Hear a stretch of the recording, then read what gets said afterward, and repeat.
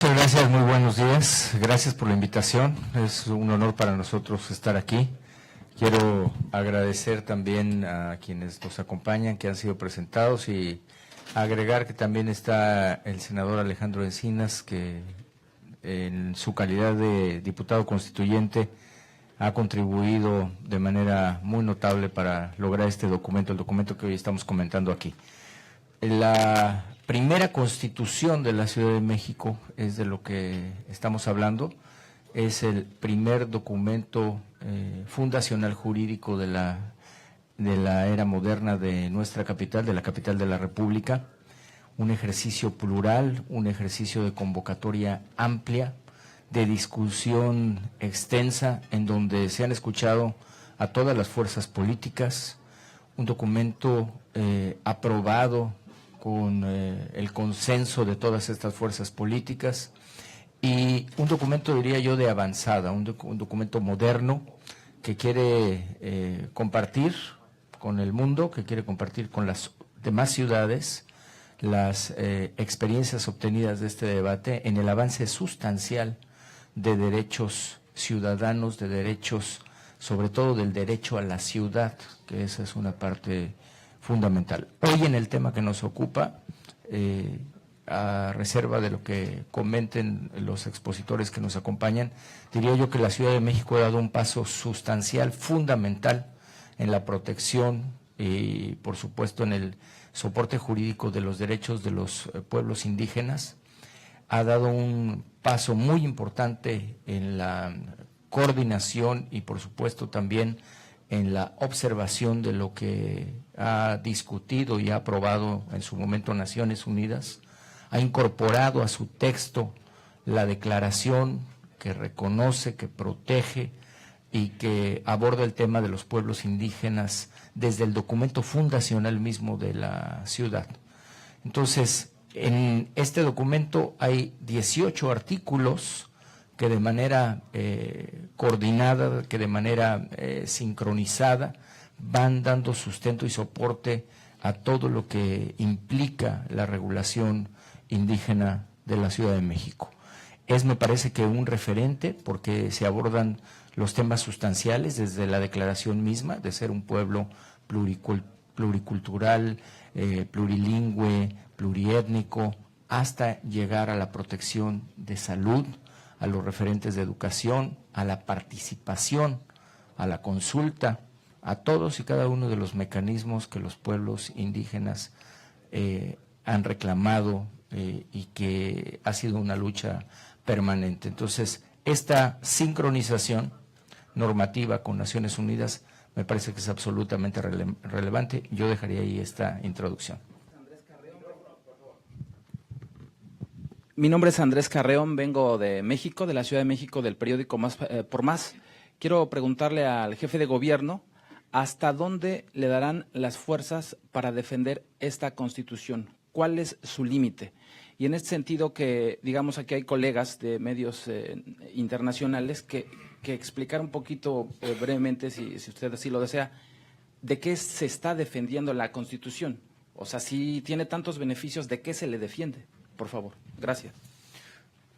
La defensa de la Constitución es ahora una parte fundamental. Ya tenemos aquí el documento, ya están plasmados los derechos, ya está el texto fundacional de la Ciudad de México, ya viene aquí esta obligatoriedad que se señalaba de observar la Declaración de las Naciones Unidas, y ahora que ha sido impugnada por el gobierno federal, por otras instancias, lo que nos corresponde es la defensa. Lo estamos haciendo con toda responsabilidad. Desde el gobierno de la Ciudad de México se ha planteado la defensa, se ha planteado la defensa también con los constituyentes, y yo creo que la defensa más importante que vamos a tener es la de la suma de la ciudadanía, la de la suma de las voces. Yo estoy convencido que, por ejemplo, como bien lo estabas ya señalando, él será una voz que estará defendiendo esta Constitución. Él será una voz, pero serán muchas más las que se van a sumar. No importa, y no es la tarea de un solo hombre, y no es la tarea de una sola persona, es la tarea de muchas personas, es la tarea de comunidades.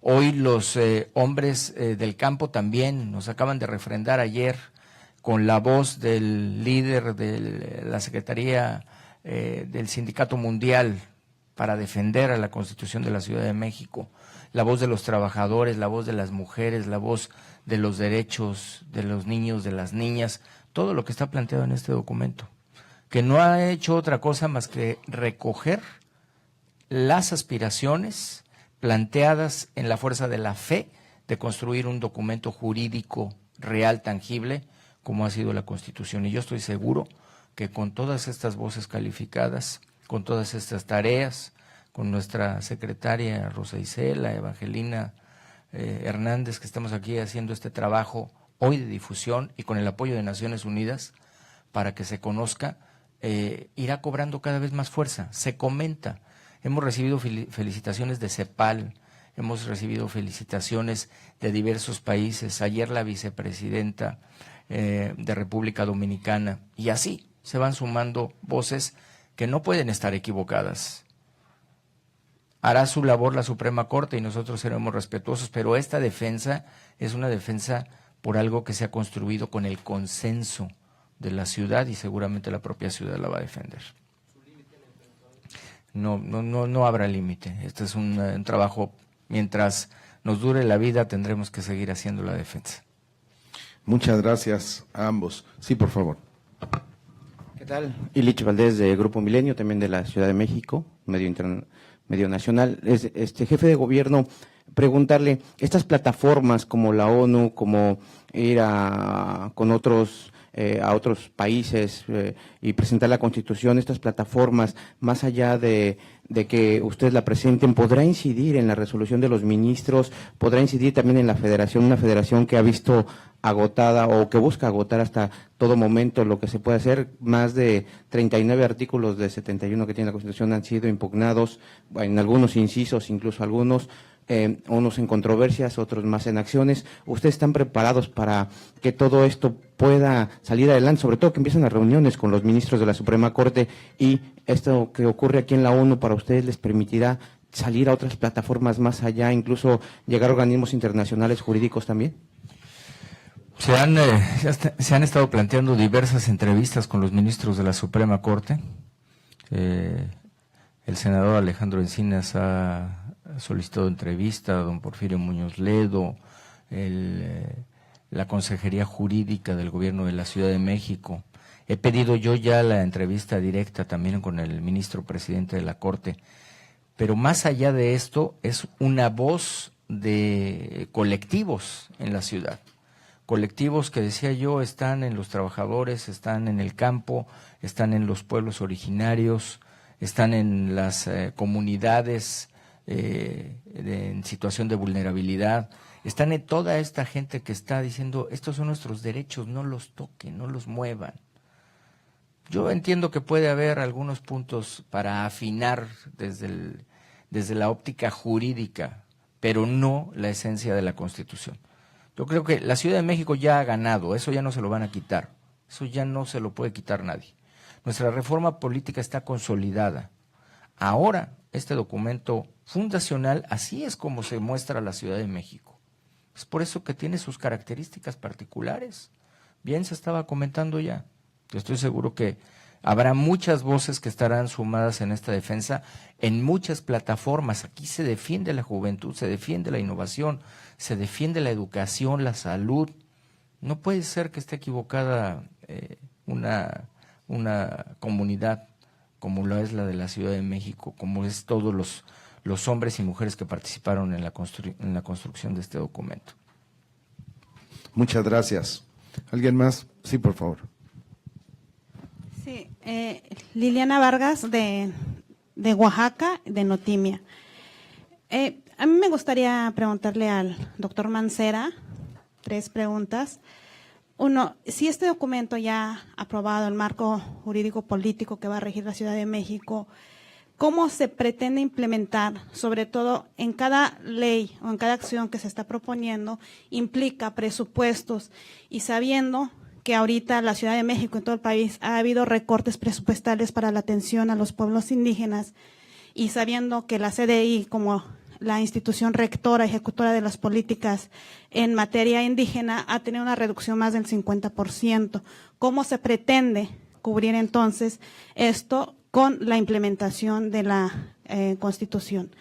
Y lo otro es que, ¿cuál es el mecanismo de monitoreo que se está pensando hacer para poder hacer la vigilancia de la implementación, tanto en censos, que es de manera cuantitativa, para darle seguimiento si está impactando, cómo se va a medir, cuáles van a ser los mecanismos de medición cuantitativo, y la otra parte cualitativa, que creo que allí es donde hace falta como visibilizar la parte cualitativa, sobre todo aún sabiendo que la Ciudad de México pues es una ciudad vanguardista y demás, pero tenemos casos, digamos, de racismo muy fuertes. ¿Cómo se va a evaluar, cómo se va a darle seguimiento a este tipo de eventos?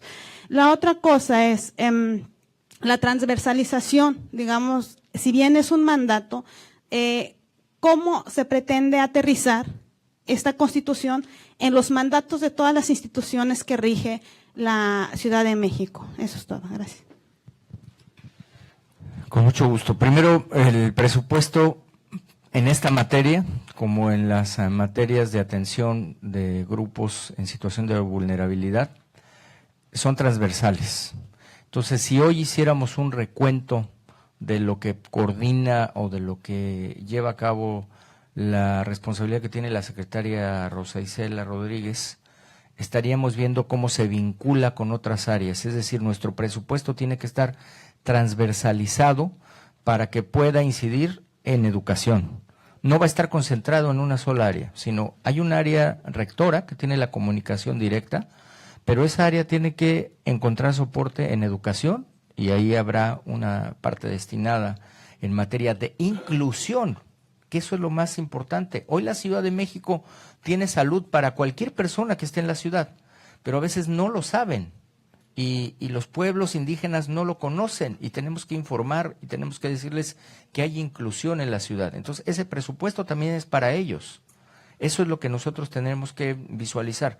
Educación, de la misma manera, en todos los nichos de oportunidades. Hoy tenemos emprendedurismo para los pueblos indígenas. Hoy tenemos becas para los hijos de las madres trabajadoras indígenas. Hoy tenemos apoyos en materia de justicia.